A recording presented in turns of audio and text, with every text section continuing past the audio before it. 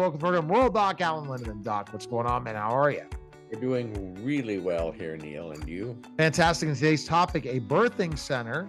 What is the difference between a birthing center or a hospital for delivery?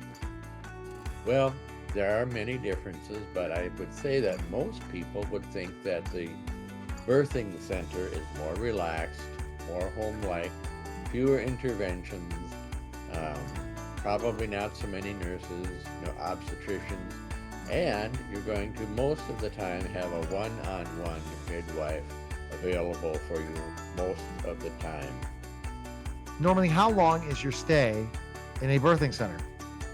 Well, stays are shorter for birthing centers, and they can be as short as 4 hours, which I think it might be a little too short, but if your patient knows about bleeding afterwards and how to stop it and recognize it, I guess that's okay.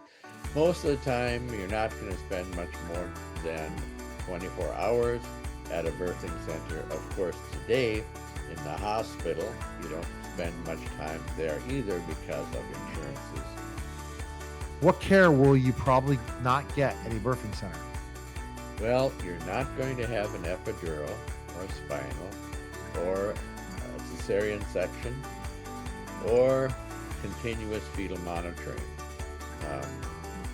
If those services become necessary, then you're going to need to go to a hospital.